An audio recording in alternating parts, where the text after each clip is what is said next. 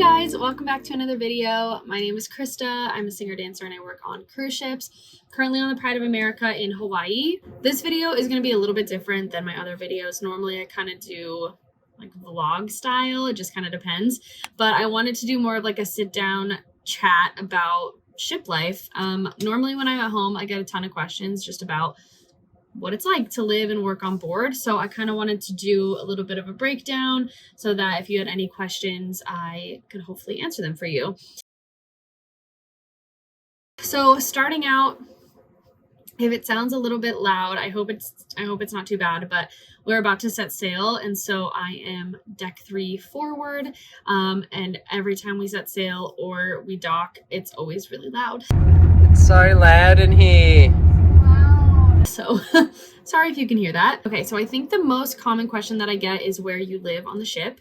As a crew member, you normally will live on decks 2, 3, and 4. Obviously depends on the ship, but that's pretty standard. Like I said, live on deck 3 all the way forward. It is very loud when we dock. It's very loud when we sail. The water just hits the side of the hull and I can hear it all night long. It honestly sounds like when the first couple of nights that we were here, I was honestly a little bit scared. It was so loud. It felt like we were like hitting things, just loud bangs all the time.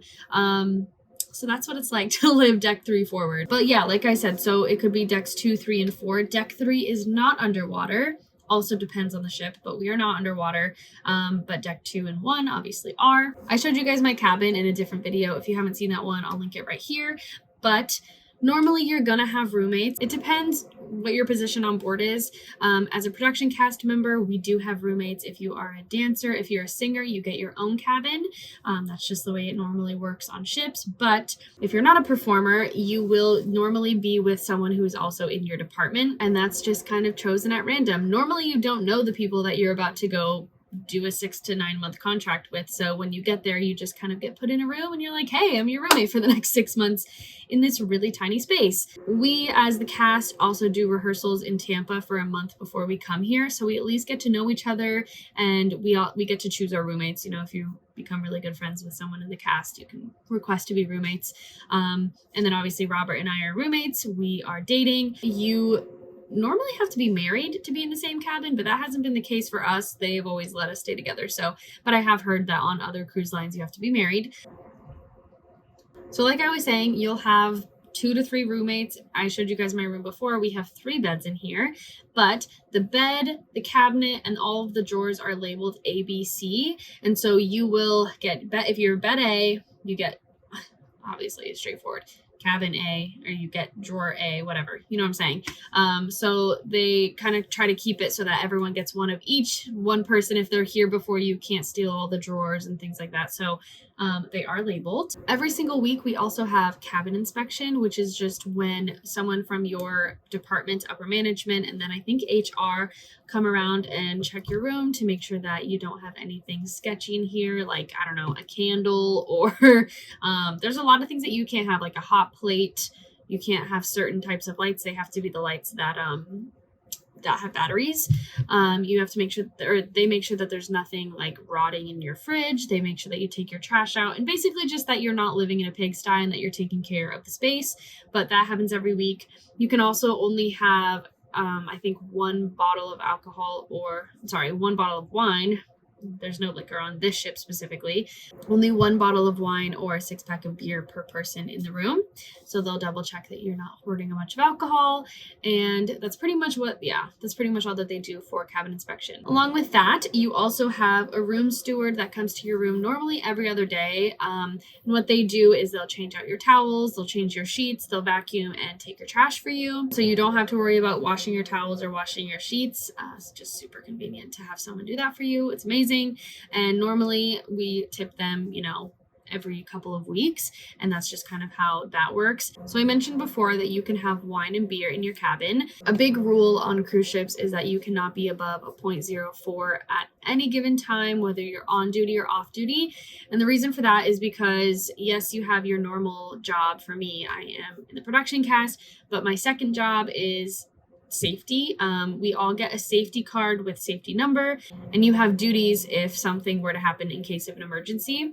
We have drills every single week for safety. It's pretty intense, honestly. And it makes sense. We have to be ready for anything because we're honestly just like putting ourselves in danger by constantly being on a cruise ship. We could go, anything could happen. So we're always prepared, but it's a little bit stressful to like know that you at any moment could like hear an alarm and have to react, and it's just not normal like in everyday life. That probably you're not doing safety drills at if you work at Target, or you know what I mean. It's very different. So every week we have a crew drill, and during that we will just do different exercises. For me, I'm not on the fire team, I'm not on the medical team, I don't do anything super intense.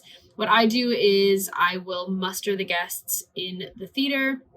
I'll check them into their muster station and then take them out to the lifeboats if that were to be the case. Hopefully that never happens, but if you've been on a cruise, you know that at the beginning of the cruise, you have to go to your muster station, get the whole spiel about safety duties and what you do if there's an emergency on board. So we have to do that every single week as well. So going back again to the alcohol thing, that's why you can never be, belligerent on a cruise ship, because at any moment you might have to save someone's life. If you get off the ship and you have an overnight somewhere and you want to go get wild, you can do that. You can drink, just don't come back, because they do randomly breathalyze and drug test people. And so you always kind of have to be a little bit aware of that, because that is stressful. So a lot of people ask me if I'm able to get off the ship and how much time I have off. That's going to depend also on your job. But as the cast, we have quite a bit of time off. We have, on the day of our show, we have a tech run, and then we have the show. On this ship specifically, we do have crew staff duties, which does fill up a little bit more of our time.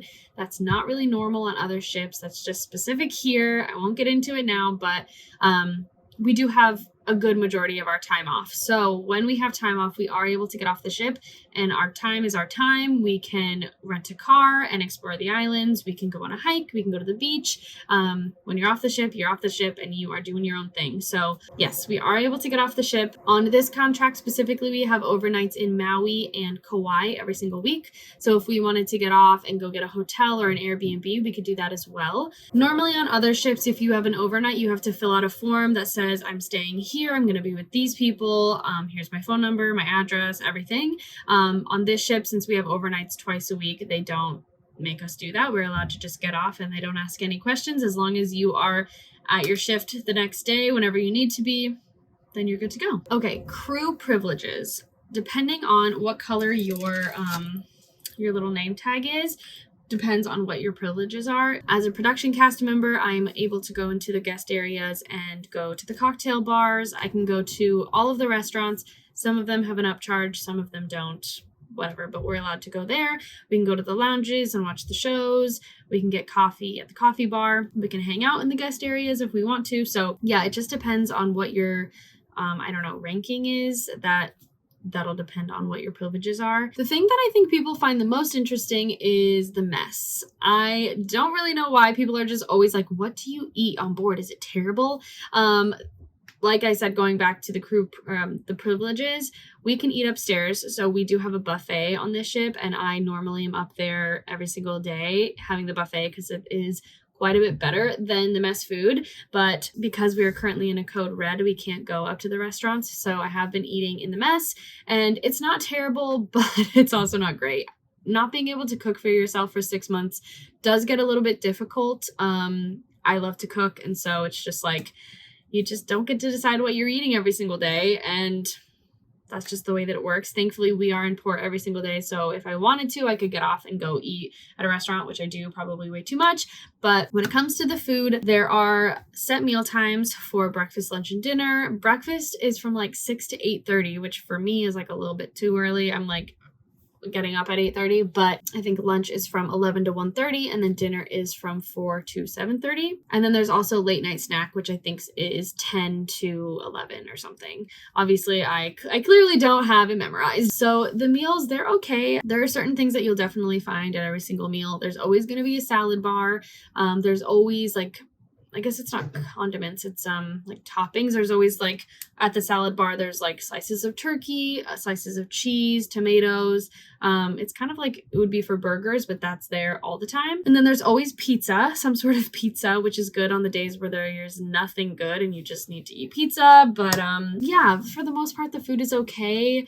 When you're done eating, you do have to sort your food if you have anything left over. So you'll put it in the pulpable and the non-pulpable. Don't ask me how everything works in the ship when it comes to trash, because it's very intense. If you have to go and sort your own trash, I honestly, the guys that sort the trash, they are amazing, because it takes forever. Oh my gosh. One time I went and I took my trash out. Normally our room steward takes our trash. I don't have to sort it, but it was a cabin inspection and I had to take my trash out. So I went there and I was like going through my trash, and there's buckets for literally everything, for batteries, for paper, plastic, aluminum, bottles, caps, lids, like everything. And so you have to sort it. So normally I let my cabin steward take it so that I don't have to do that. But when it comes to food as well, when you're in the mess, you have to do your plastic, paper, pulpable, non-pulpable. And basically that just means like bones go in the non-pulpable because it can't go in the machine.